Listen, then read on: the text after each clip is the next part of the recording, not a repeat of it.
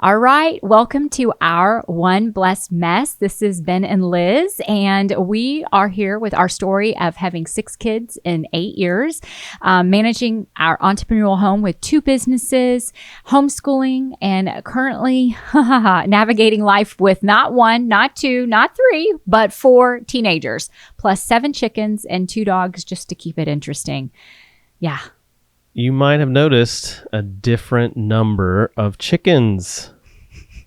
We had a little boo-boo happen. We did. Oh, it's so sad. We lost our favorite chicken yesterday, actually. She was Mama Jean. Mama Jean, she took care of all of our baby chicks that we have hatched from the incubator. And that's like a whole nother episode that we'll have to talk about that. But we lost her, and it happens. It happens sometimes on the farm. Yeah, it was sad. We had a door malfunction, and unfortunately, a fox got a hold of it.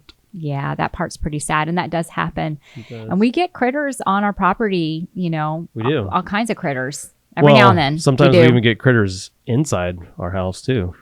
Really? Like when? Well, I'm thinking of a very specific example in our bedroom, actually. Wait, you mean you, the animal in our bedroom? No. I'm just kidding. No, come on, I live there. I mean, I know I'm an animal and all that. Just kidding. I'm thinking of the animal. Well, I guess, the animal that you found behind. Oh, okay. I know what story you're talking about. Okay. We should share this. This is actually a very funny story. So I'll give the backstory to it, I guess. We have a gravel driveway. Yeah. Right? Gravel driveway. Yep. Okay. And we get a lot of rain where we live. And so Ben needed to put in culverts because the rocks we got new rock and it was going away. So he and the kids were on a mission to get the new culverts in the ground. While they were outside doing that, I was inside deep cleaning our bedroom. I'm talking baseboards and taking everything off shelves and everything. I was just full on cleaning our bedroom. And I was behind this one particular bookshelf, like in the corner. And as I was getting all the books off of the bookshelf, I looked behind to see if anything's ever fallen back there. And lo and behold. What'd you find? What did you find? I found this blob that it looked like a rat. That's what it looked like, a rat. What color was it? It was black. I mean, it was dark behind the bookshelf because the way the lights were hitting it. So, right. Of course, I mean, I felt it in my throat. I felt it in my stomach, and so I quickly went outside in my flip-flops. And this is an important detail about these flip-flops. So I ran outside real quick to get Ben, but I gently whispered it to you because I didn't want the kids to be distracted. Right. And, Try to keep the peace. Trying to keep the peace, and also for them to not, know, because then it would be a big fiasco. Oh, it would be a big distraction. Yeah, that would have been bye-bye culvert time and hello rat hunt. That's what it would have been. Right. So I tell Ben, and you say, well, I can't go in there right now and take care of it. I've got to get these culverts done. The sun was setting, so we had to focus. We did have to focus, but I was like, seriously, you can't come in, because it stopped me dead on my tracks. I couldn't finish what I was doing. As it should have. Right. So then in my flip-flops, I grab a shovel and I start digging these culverts and covering them up with dirt. So we can get done quicker so I can handle the rat issue. Even the kids were like, man, Mom, wow, you're really good at this. Well, I was motivated. I was very motivated. Yeah, you were. Yes. So we get done with the culverts, and then I go in. You went in. You came inside, and by this time we've told the kids because Mom's got a big black trash bag. Yeah, we got the gloves, we got the mask on. We're ready to take care of this rat, this invader, that's this behind. bedroom invader. I mean, and I'm freaking out. I'm thinking, how the heck did it get in my house? Is there another one? It's been in my bedroom. Yeah, right. Maybe it had babies. Oh, I hope not. Anyway, so I get down there and I'm looking around. Yep. And I'm about to grab it. And then I notice, I'm like, you know what? This thing looks a little too perfect. And it kind of had a little sheen to it. That was different than what you would expect a rat fur to be. And then it dawned on me, I had bought a rubber rat and I couldn't remember where it went. So we found out where it went. There it was. But unbeknownst to you, it was I picked that thing up. Yes. And chunked it right at you. He threw it. He threw it at me. So I naturally I don't even know this piece that it's not. You probably hit octaves that you hadn't. I ever didn't hit even know before. I could. And I'm screaming. I'm freaking out. Freaking out. Yeah. Yeah. Yeah. But then it became a game. How did it become a game? Oh, yeah. So then the kids, they saw all this go down, right? They saw mom's reaction and they saw dad laughing hysterically. And so it became a game of hide the rat so mom can find it again. And it wasn't just one day. No. It was an entire week. Yeah. They were the putting, kids, yes, in the cupboard. Like I went into the cupboard to get bowls and there's that stupid, ugly, nasty thing. And then, I mean, they were putting it in the shower, under my pillow. Why are you laughing? Yeah. It's flashbacks. Flashbacks. It was terrible. I mean, even now, right now, I can feel it up in my throat. My shoulders are tense. It was terrible the whole week. I threw that thing away. I was like, and that is going in the trash. I was done. So done. I'm done right now. I don't even want to talk about it anymore. You think so much. we might need some more therapy on this one? Well, maybe. I don't know. But it kind of segues to our topic, I guess so. Which Yeah. is offense. Yeah, this is kind of And a segue. our right to offense. Yep. And we came across this concept of a right to offense by reading this incredible book by our favorite author, who happens to be Brant Hansen. And the book is called Unoffendable. And some of the main topics behind this book is your right to offense. It Yep. addresses that. And so one of the things that we really like about Brant is just his uniqueness. I mean, he is a really cool dude, but not cool in the, like, I guess the ways you would expect. He's very unique because he actually has two neurological conditions. One, he's on the spectrum, and the other is that his eyes don't stay straight. His eyes move back and forth all the time. Right. And so to compensate for that, he has to move his head back and forth pretty much all the time. Yep. And so on this topic of offense and unoffendability, he's kind of having to like dig himself out of a hole because everywhere everyone he meets, he's basically telling them no all the time. He's always shaking his head. And why do we love him so much, Ben? Oh, he's so real. And what do you always say? Kind of like, he's so funny. And he's funny, but I have this saying about his style and the way he writes. It's like a spoonful of sugar helps the medicine to go down because it's truth. It like cuts you to the heart, but it's written in humor and it's bite sizes. And I love the way he writes because you can listen to or read one chapter and there's a finite end. It's not like you have to get to the next chapter to try to understand and unpack all of what he's saying. Yeah. And the way it all flows is pretty brilliant. Lots of stories, lots of great stories. How many times have you read this book that we're talking about right now? So I've read this book in one form or fashion, mostly listened to through Audible, but 5 times. At least 5 times. Yeah. And we've listened to it as a family on Audible twice. Yeah. At least because maybe 3 times. Possibly. Because we go on long trips in the summer in the car with, kids. We're not always flying with 6 kids. No. Pricey. Yep. But anyway, so the kids have listened to it and they love it. Like when we stop to get gas, they're like, hurry up, get in the car. We want to hear this part. Yeah. Play the book again, Dad. Yeah. Play the book again, Dad. So it's a great book. It is a great book. And we bought a case. We did, yeah. And we bought a case of books. We gave them all away. I think we might have one left, but that's I gave my personal copy away. Yeah. I mean, it's great. Yeah. So it is. Well, let's dive in. I mean, so, one of the reasons why this book is so, I guess, on the forefront of our minds is, we live in an offense culture. Like today, people are offended, I think, more than ever. Yep, that's true. Just, like we did a little research and we found this tidbit by Pew Research, and they say basically 62% say people being too easily offended by others, what they say is a major problem in the country today. So, way more than the majority believe it's a problem, believe that we're too easily offended. This is true, though. This is just what people say, not do. The question was, are people being offended by what others say as a problem? And the answer is yes. I would imagine that number goes way up if you say, what about what people do? So this is just what people are saying. And I mean, here's a thought experiment. If you aren't convinced about that, maybe just go put something just the slightest bit political Don't do it. on your social media account. Don't do it. Then go pop some popcorn. Don't do it. Sit down and just wait for the hate comments to come in. Okay. You so did that.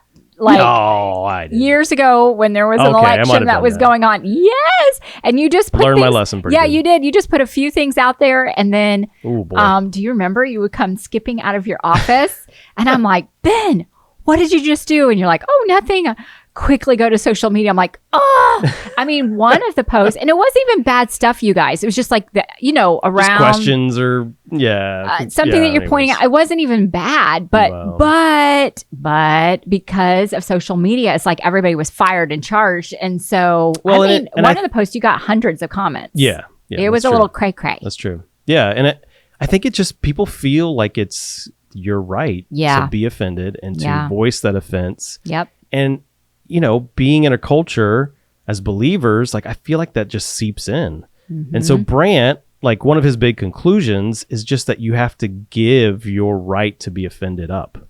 Like you're not entitled to it, I guess is what the point is. And then beyond that, he would say, we've all heard this, that there's such thing as righteous anger. Right. All right. And most people, I think, would say, well, God gets angry, so that's righteous anger. But they use that example and then they kind of apply it to themselves. Like, well, I have the right to get angry because it's righteous. Right. I mean, I've heard that. Have you heard that? Maybe from myself. Yes. I've heard that from you. I heard that from you. Well, yeah. This is this blessed. It's real life. This one blessed podcast. So, hey, we're messy. We're a mess. We're a mess. But, here's the point, right?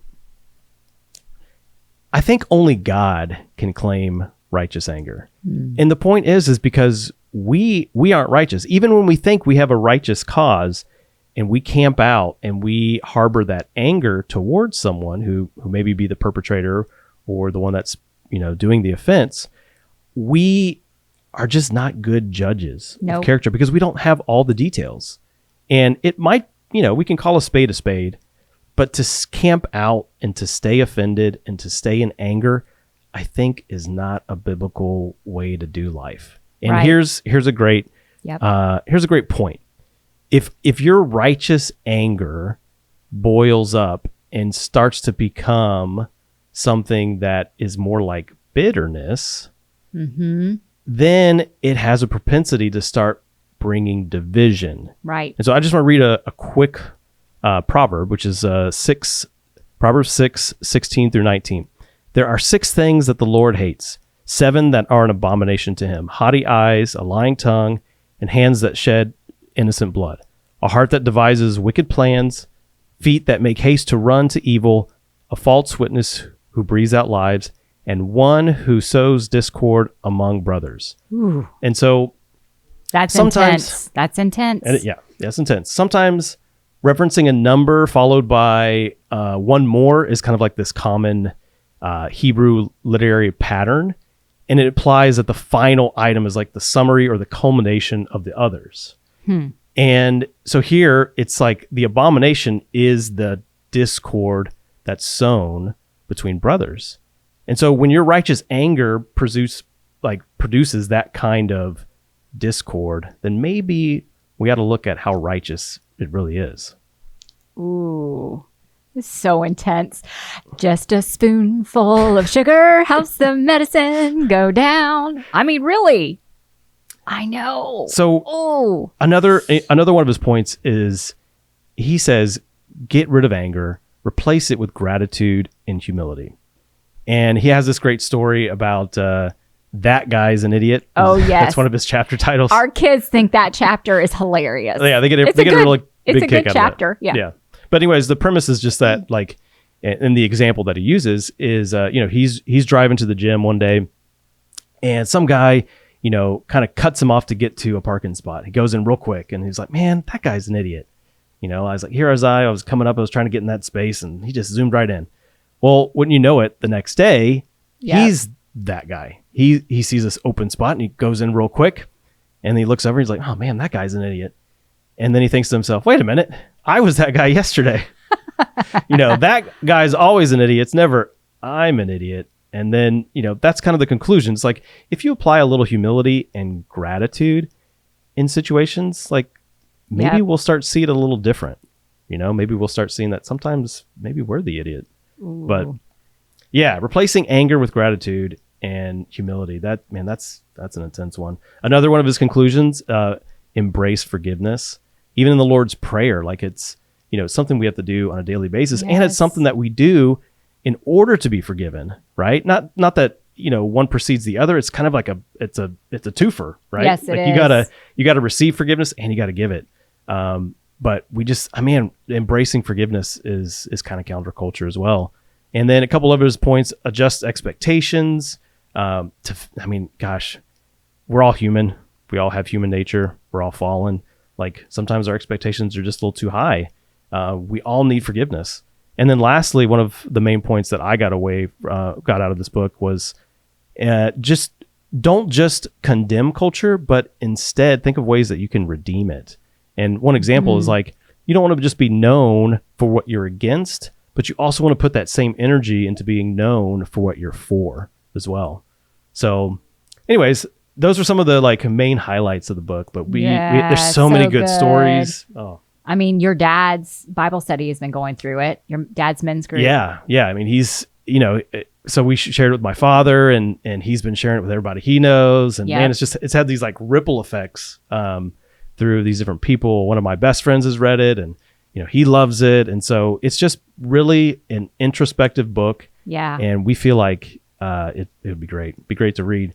But we also wanted to just mention too, like, there's also physiological effects. When you harbor this is true. offense, yes, then it can actually lead to more of that fight or flight mode. And that can cause some physiological changes. In fact, let's see, who's this MD? Karen Swartz, director of the mood disorders at Johns Hopkins Hospital. She's basically saying that there is an enormous physical burden to being hurt and disappointed, and that it can start to increase things like depression, heart disease, diabetes, among other conditions.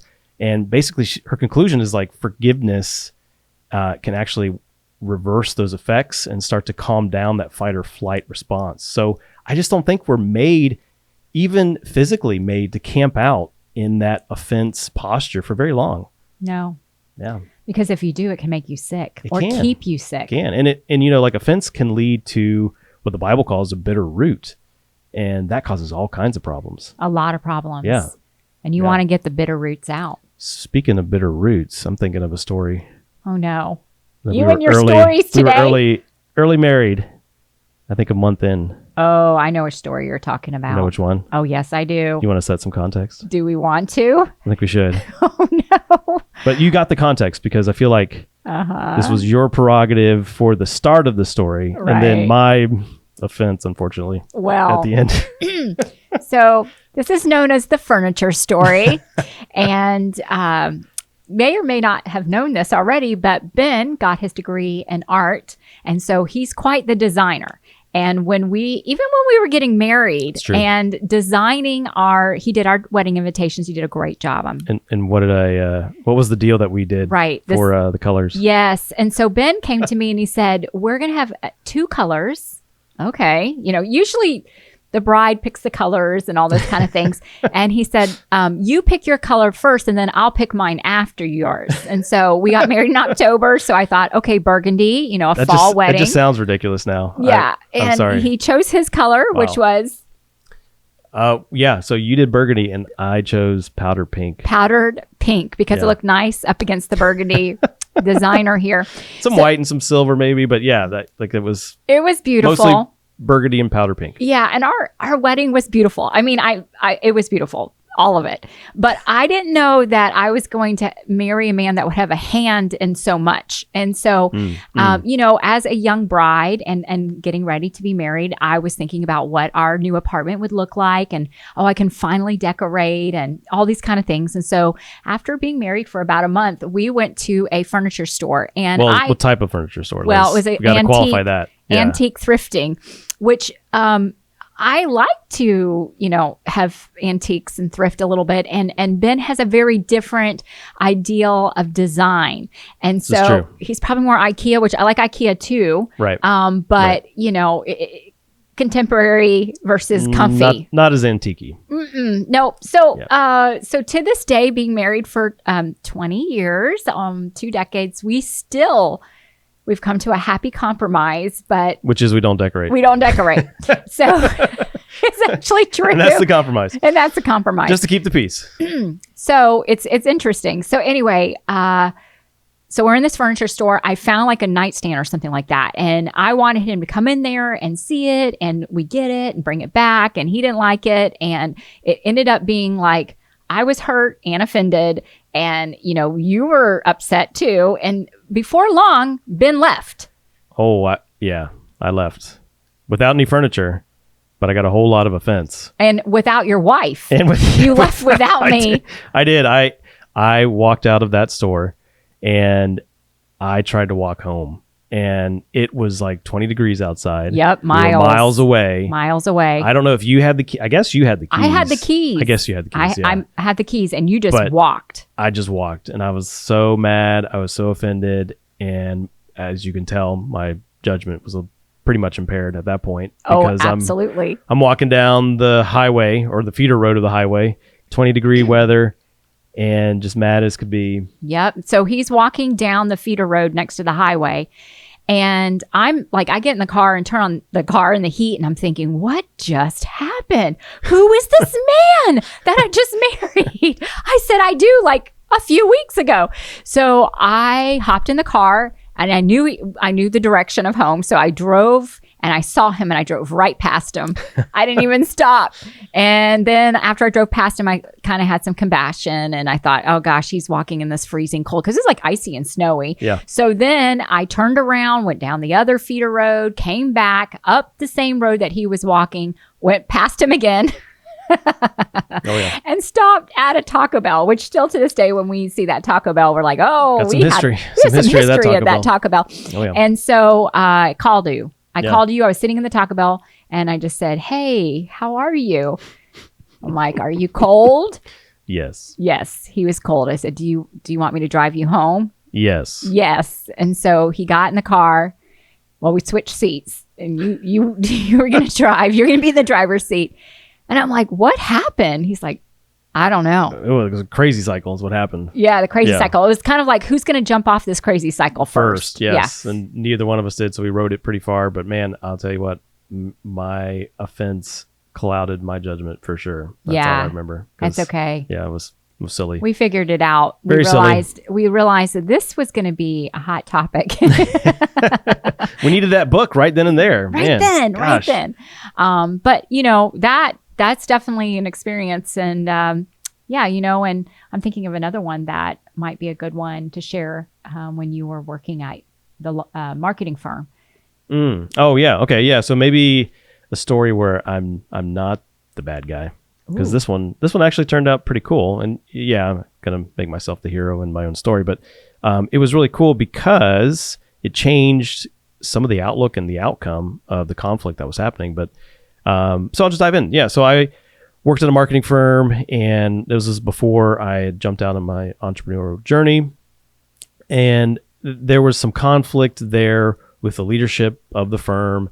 The way that they were interacting with me and talking to me and even cursing at me was a little intense. Yes. And it got to the point where it was very hard just to kind of maintain my composure. Yes. And I jumped on one email thread. Yeah, you did. Yeah, and almost drove down there pregnant. I was like, hey, can you pray for me? This is kind of what's going on. And yeah. you saw it. And I was like, I don't even speak to my husband this way. you cannot speak to my husband this way. But I was pregnant and awfully bold and tiny but mighty. You might have even been offended too. I was so offended. Anyway, so tell them what happened, because this is actually a cool story. Yeah. So, it was really hard. I was struggling with my emotions, trying to, do the work and not be offended and not, just be completely emotional about everything that was going on.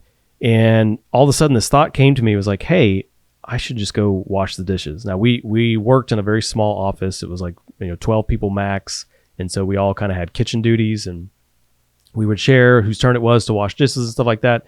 And I remember it wasn't my turn at that time, but some of the people that had just yelled at me and kind of gone off at me had just had lunch and their dishes were in the dish or in the sink.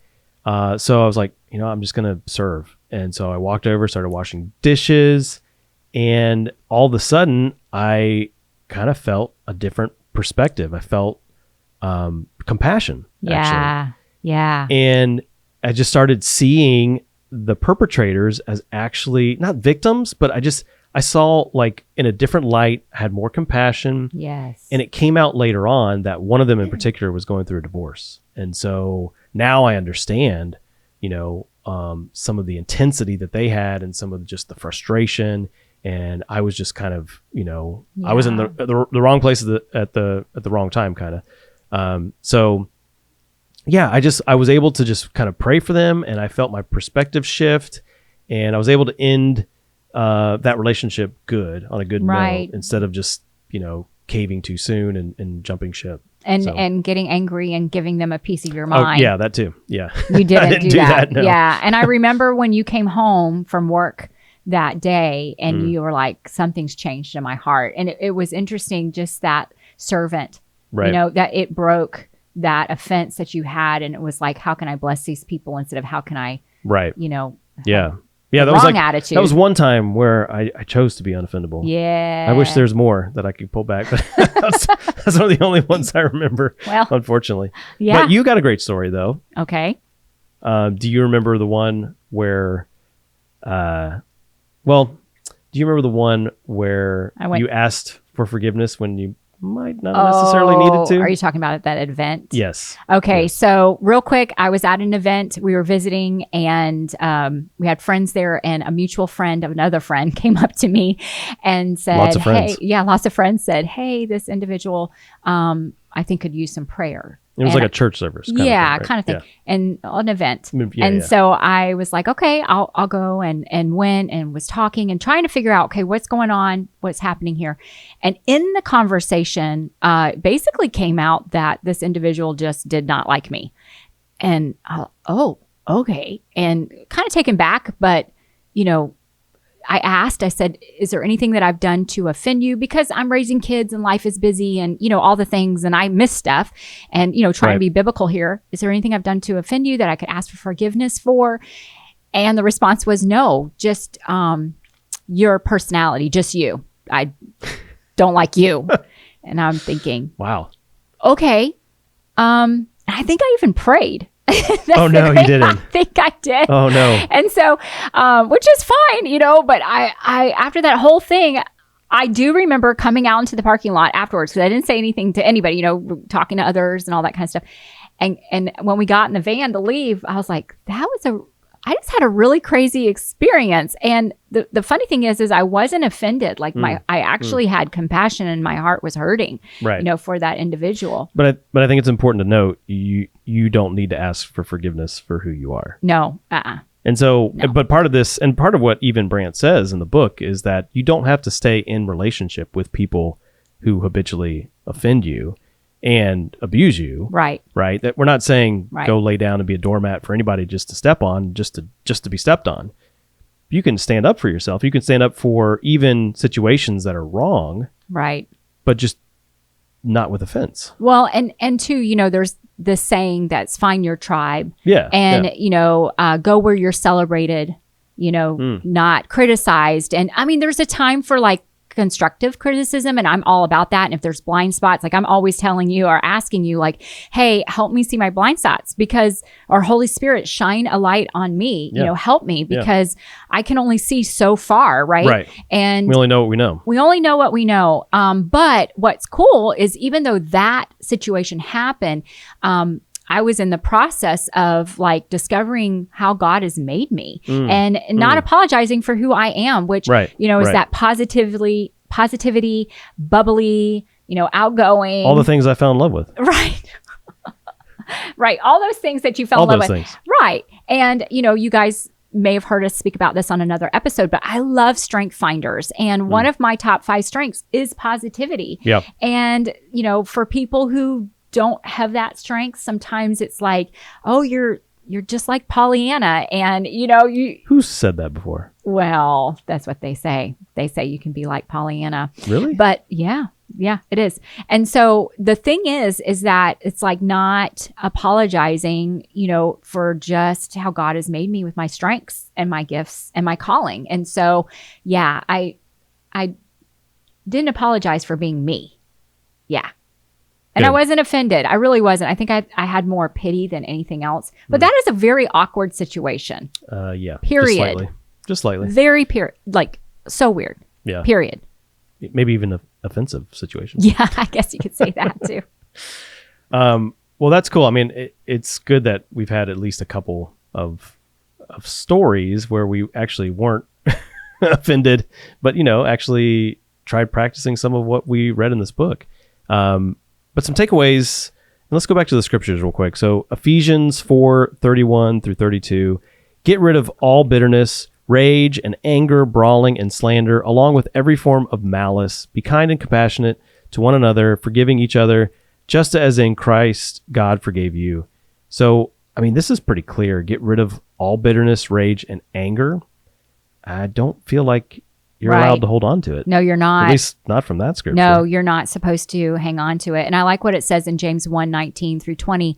Everyone should be quick to listen, slow to speak, and slow to become angry, because human anger does not produce the righteousness that God desires.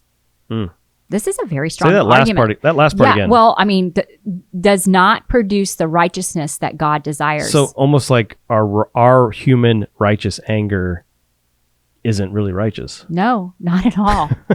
Filthy rags, guys. Filthy rags. Yikes. Right. And what about like this last one in Psalms 37:8? Refrain from anger and turn from wrath. Do not fret. It leads only to evil. I mean, I don't know if you can be any more clear than that. Refrain from anger. It leads to evil. Yeah. That's so intense when you're thinking about that. Like, it will lead to evil. I honestly, like right now, I just want to get before the Lord and say, search my heart, oh God. Yeah, give me clean hands and a pure heart. Show me. Show me where it is. And, just as parents too, I mean, I feel like that is a cross that we bear, because I didn't really realize. Living with teenagers. Yeah, living with teenagers. I didn't realize, like when they were little and things like that. And I've heard many mothers say this. I didn't realize I had anger in my heart, until I had kids, because there's just things that happen, or offense. Yeah. So it's a daily process of Him molding and making us. Yeah. Yeah. Shine your light on me, Lord. Please do. Please shock me now, right? Yeah. Help me, Jesus. Help us. Yeah. Well, that's good. I feel like that was a good, it's a good conclusion. And, it's messy. And obviously we're looking for the Lord in the middle of our mess. And one of those ways is just Him helping us to get rid of our anger. Yeah. Yeah. And so we just want to say thank you so much for being a part of our One Blessed Mess today. Don't forget to subscribe or share and send this on to a friend, or heart or like, or give the thumbs up, however you're listening to this, because it really helps us. And if there's somebody that you think could use the encouragement today, buy them the book. That's right. But we will, in the show notes, we will have the link to Brant's book, Unoffendable. It's pretty great. And, until next time, just remember that to embrace your mess, because if our mess can be blessed, and so can yours. So can yours.